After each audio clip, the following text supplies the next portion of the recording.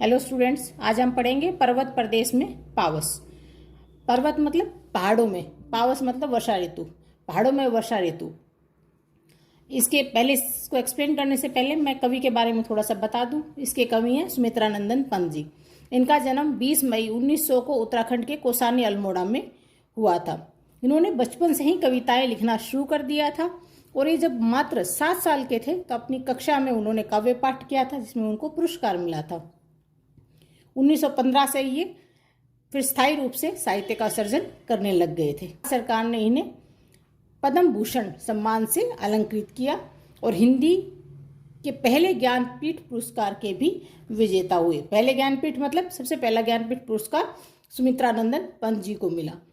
इनकी कविताएं हैं कला और बूढ़ा चांद, जो कविता संग्रह है इनका।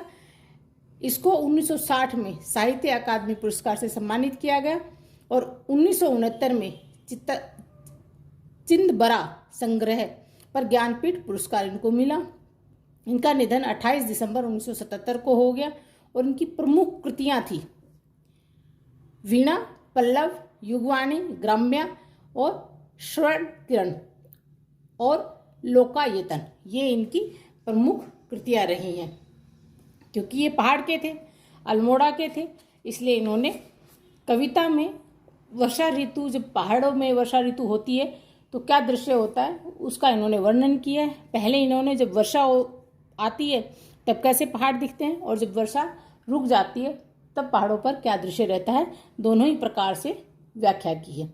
एक और बात स्टूडेंट्स, 10th में क्योंकि पिछले बार कुछ चैप्टर्स कटा दिए गए थे, इस बार कौन कौन से चैप्टर आ रहे हैं ये मुझे बता देना ताकि मैं उनकी व्याख्या कर सकूं। अब मैं जो पिछले साल जो चैप्टर आए थे उनके हिसाब से व्याख्या कर रही हूँ।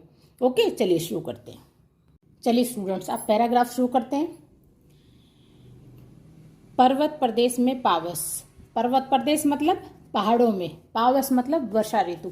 क्योंकि सुमित्रा नंदन पंत जी उत्तराखंड के थे, अल्मोड़ा के, तो वो पहाड़ी थे, इसलिए जब पहाड़ों में बरसात की ऋतु आती है तो मौसम कैसा रहता है उसकी व्याख्या इन्होंने इस कविता में बहुत ही अच्छे तरीके से की है। दोनों ही तरीके से की है कि बारिश होती है तब पहाड़ों में कैसा मौसम रहता है और जब बारिश खत्म हो जाती है तब पहाड़ों में मौसम कैसा रहता है। चलिए मैं व्याख्या करती हूँ। पावस ऋतु थी पर्वत प्रदेश की, पहाड़ों में बरसात का मौसम था। पल पल परिवर्तित प्रकृति वेश, और हर पल, पर मतलब हर पल, प्रत्येक क्षण, परिवर्तित मतलब परिवर्तन हो रहा था प्राकृतिक वेश की, प्राकृतिक जो पहाड़ों का जो प्राकृतिक नेचर है वो हर पल बदल रहा था। मतलब जब बारिश होती है तो पहाड़ों में पेड़ पौधे धुल जाते हैं, नए नए पौधे उगाते हैं, फूल उगाते हैं और पूरा हरा भरा हो जाता है। तो कवि कह रहे हैं कि पहाड़ों में वर्षा ऋतु का मौसम था और हर क्षण जो प्रकृति का वेश था, प्रकृति की वेशभूषा थी, वो बदल रही थी। मतलब नए पेड़ निकल रहे थे, फूल खिल रहे थे, तो हर समय, हर पल पल, प्रत्येक क्षण उसका जो प्राकृतिक वेशभूषा थी धरती की वो बदल रही थी। ठीक है, चलिए आगे लेते हैं।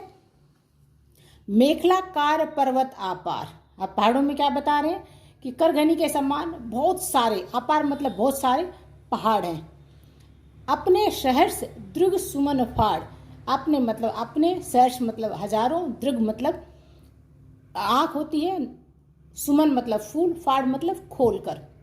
और ये सभी पहाड़ अपने हजारों सुमन रूपी, मतलब जो फूल खिले उनकी व्याख्या की गई है, फूल रूपी आंखों को खोलकर क्या देख रहे थे? अवलोक रहा है बार बार नीचे जल में निज महा आकार। अवलोक मतलब देखना, बार बार अपने को देख रहा है जो पहाड़ों के नीचे, जल मतलब पानी, निज मतलब अपना, महा आकार मतलब बड़ा सा आकार, कि नीचे जो पानी भर गया है उसमें वह अपना बड़ा आकार बार बार देख रहा है। फिर से व्याख्या करती हूँ। मेखलाकार पर्वत आपार, अपने सहर्ष दृग सुमन फाड़, अवलोक रहा है बार बार निज जल में निज महा आकार। जो करघनी के समान पर्वत की जो श्रृंखलाएं हैं, बहुत सारी अपार, अपने हजारों सुमन रूपी फूलों को फाड़कर, खोलकर बार बार देख रही है नीचे पानी में अपने बड़े से आकार को, कि उसका जो पानी नीचे इकट्ठा हो गया है उसमें वो अपने सुमन रूपी फूलों को खोलकर अपने इस बड़े से आकार को पानी में देख रही है, अपने प्रतिबिंब को पानी में देख रही है, निहार रही है। ठीक है, चलिए। क्योंकि ये पहाड़ी हैं कवि, इसलिए इन्होंने बहुत ही छोटी छोटी चीज़ों की व्याख्या इस कविता के माध्यम से बताने की कोशिश की है। आपको अच्छा लग रहा है, समझ में आ रहा है? आप बताया पक्का कीजिए कमेंट में कि समझ में आ रहा है, नहीं आ रहा है, या मेरे को कुछ और इम्प्रूवमेंट करने की ज़रूरत है, कुछ और समझना आप चाहते हैं। ठीक है स्टूडेंट्स, हाँ, एंजॉय करेंगे तभी मज़ा आएगा आपको पढ़ने में, नहीं तो बोर होके पढ़ेंगे तो नहीं अच्छा लगेगा। ठीक है। जिसके चरण में पलाताल, दर्पण सा फैला है विशाल।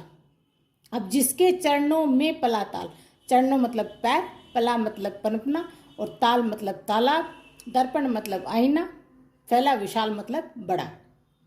अब जब बारिश होती है तो पहाड़ों के ऊपर तो बारिश रुकती नहीं है, वो नीचे आ जाती है और पूरा नीचे पानी पानी फैल जाता है। तो कवि ने उसी की व्याख्या की है। किसके चरणों में पला हुआ है पानी? पहाड़ों के। कि जिसके चरणों में पलाताल, कि पहाड़ों के नीचे बहुत बड़ा तालाब बन गया है, तालाब बन, बहुत सारा पानी इकट्ठा हो गया और उसने तालाब का रूप धारण कर लिया है। दर्पण सा फैला विशाल, और एक विशाल दर्पण के जैसे ये पानी फैल गया है। कभी ये कहना चाहते हैं कि पहाड़ों में जब बारिश होती है तो सारा पानी नीचे आ जाता है और वो एक विशाल, एक बड़े आईने का रूप ले लेता है। ठीक है, समझ में आ रहा है? आगे चलें। गिरी का गौरव गाकर झरझर, मद में नस नस उत्तेजित कर, मोती की लड़ियों से सुंदर झरते हैं झाग भरे निर्झर। गिरी मतलब पर्वत, गौरव मतलब यश, गाकर मतलब गाना गाकर, मद मतलब मस्ती में, नस नस मतलब हर एक नस में, उत्तेजित आनंदित करना। मोती बारिश की बूंदों को कहा गया है। कि गिरी का गौरव, कि पर्वत का जो यश है वो बारिश झरझर मतलब गिर गिर कर गा रही है। जब बारिश गिरती है पत्तों पे तो उसमें एक आवाज़ आती है। तो कवि ने ये कहने की कोशिश की है कि ये जो बारिश जो गिर रही है नीचे, ये पहाड़ों के गौरव को गा रही है। मद में नस नस उत्तेजित कर, और मस्ती में क्या कर रही है? नस नस को उत्तेजित कर रही है, आनंदित कर रही है। जब ये पानी की बूंदें गिरती हैं और ऐसे लगता है गाना गा रही हैं तो अंदर से बहुत ही आनंद की अनुभूति होती है। मोती की लड़ियों से सुंदर, अब पानी कैसे गिर रहा है? जैसे मोती होते हैं सफ़ेद सफ़ेद लड़ियाँ मोती की, पानी की बूंदें, क्योंकि बहुत तेज़ बारिश हो रही है तो ऐसे लग रहा है जैसे कि वो मोती की माला हो। ठीक है। झरते हैं झाग भरे निर्झर, और जब पानी नीचे गिरता है, पानी के ऊपर जब पानी की बूंदें गिरती हैं तो वो झाग का निर्माण करती हैं। तो ये कह रहा है कि पानी मोतियों की लड़ियों के जैसे गिर रहे हैं और नीचे झाग बना रहे हैं। आगे लेते हैं। गिरिवर के उर से उठ उठकर उच्च आकांक्षाओं से तरुवर है, झांक रहे नीरव नभ पर अनिमेष अटल कुछ चिंता पर।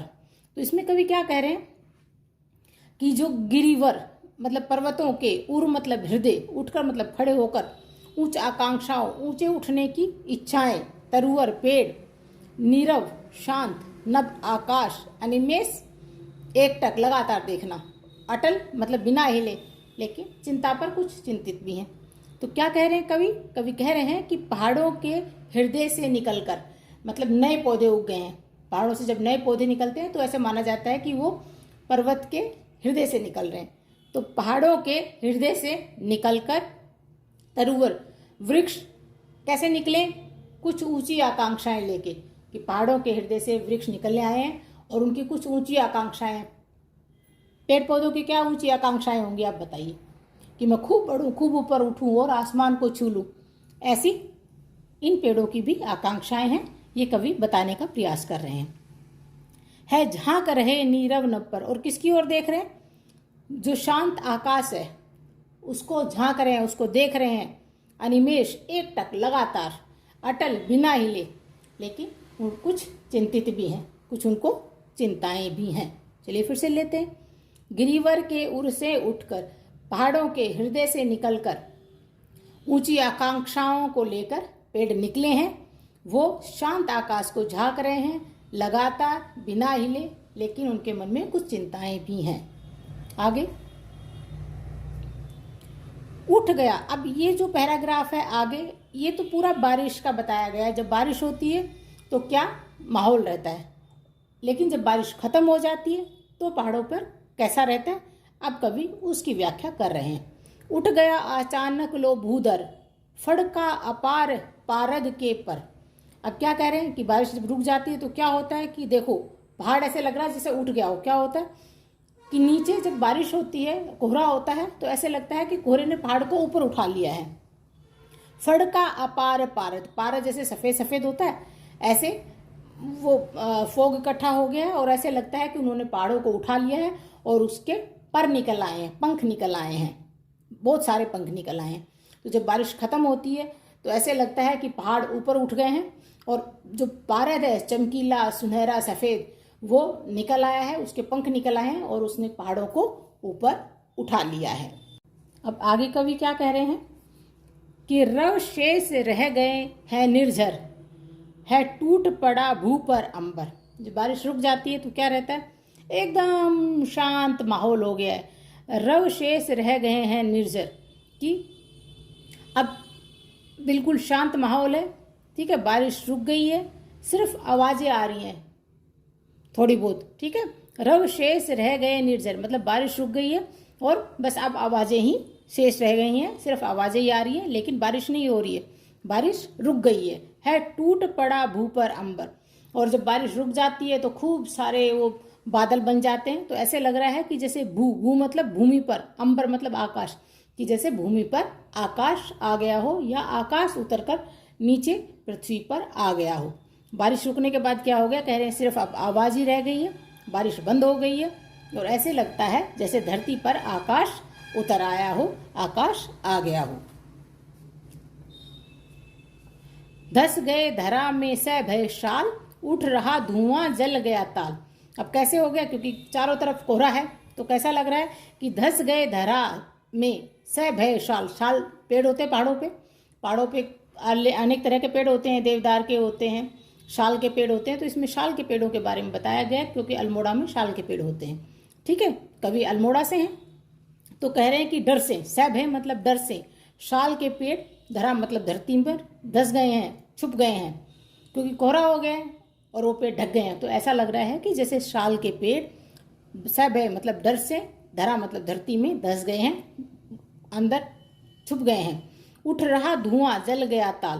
अब चारों तरफ धुआं उठ रहा है। धुआं किसको कहा गया, कोहरे को, कि चारों तरफ कोहरा है और जो जल गया ताल, और जो पानी था वो खत्म हो गया है, मतलब समाप्त हो गया है पानी, क्योंकि बारिश खत्म हो चुकी है, पानी बह गया है तो पानी जल गया मतलब पानी खत्म हो गया। ताल जो थे, ताल मतलब तालाब, तालाब जल गया मतलब ताल खत्म हो गए हैं और धुआं उठ रहा है। धुआं मतलब चारों तरफ कोहरा है और जो तालाब थे वो सूख गए हैं। फिर से लेती हूँ, धस गया धरा में स भय शाल, शाल के पेड़ डर से धरती में छुप गए हैं, चारों तरफ कोहरा है और जो तालाब थे वो सूख गए हैं, जल गए मतलब खत्म हो गए हैं। यूं जलद यान में विचर विचर था इंद्र खेलता इंद्रजाल। जलद यान मतलब बादल रूपी विमान में बैठकर इंद्र भगवान इधर उधर अपनी जादूगरी दिखा रहा है, ऐसा प्रतीत हो रहा है। चलिए मैं रखती हूँ, अगर कुछ नहीं आए तो आप बताइएगा। Thank you.